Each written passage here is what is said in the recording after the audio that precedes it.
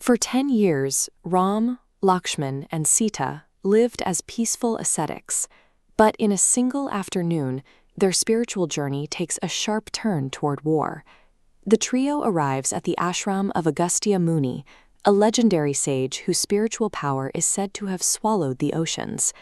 Ram approaches with humility, expecting a brief moment of rest and reflection with one of the era's greatest masters. But Agastya doesn't offer a quiet retreat. He speaks with a heavy, divine foresight, telling Ram the time for wandering is ending. The sage sees a coming darkness that only Ram is equipped to face. Agastya treats the prince not as a wandering exile, but as a warrior who has finally reached his post. Ram's arrival in this specific forest has placed him directly in the path of a growing empire.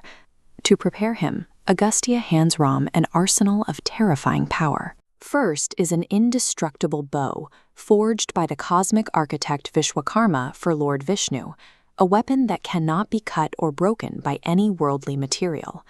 Next, the sage bestows 2 celestial quivers from Indra that never run out of arrows, and a specialized, infallible weapon from Lord Shiva, the same arrow that once leveled the city of Tripurasur.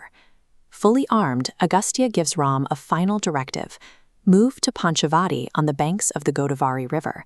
It is a beautiful location, but it sits dangerously close to Janastan, the primary military outpost for the demon forces. These are not the tools of a hermit. By the time they leave Agastya's presence, the group is no longer just traveling through the forest, they are occupying the borderlands of a superpower. On the path to Panchavati, they encounter a vulture so massive he is mistaken for a monster. But the bird reveals himself as Jatayu, a king of his kind and an old friend of King Dasharatha, who vows to watch over them from the skies.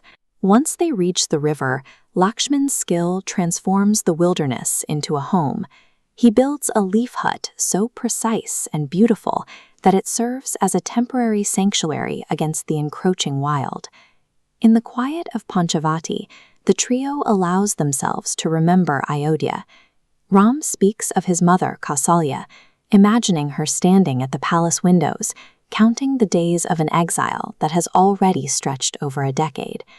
When Lakshman expresses a lingering bitterness over the politics that sent them here, Ram offers a lesson in restraint. He explains that even the most righteous devotion can become dangerous if it isn't guided by a calm, clear mind. Despite the cosmic weapons leaning against the walls of their hut, the trio tries to maintain their humanity.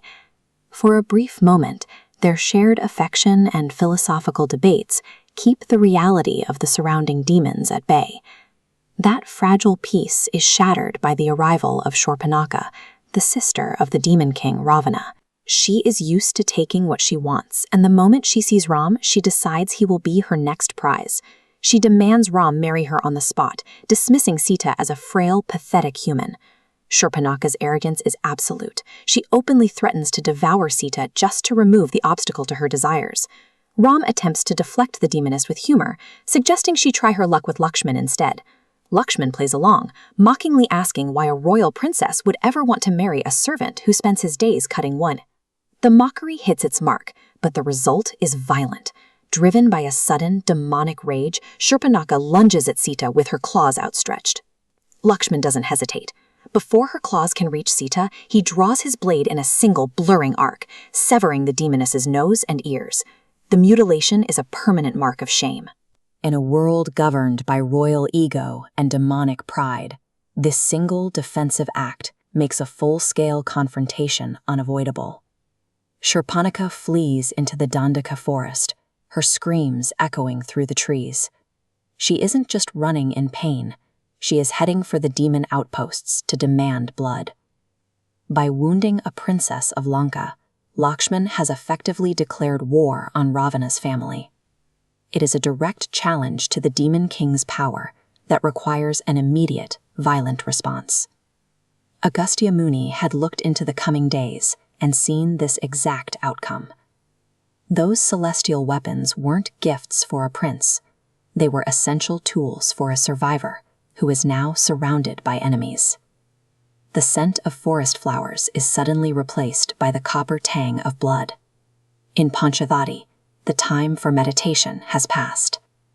As Shurpanakha reaches the generals Kar and Dushan, a massive demon army begins to mobilize.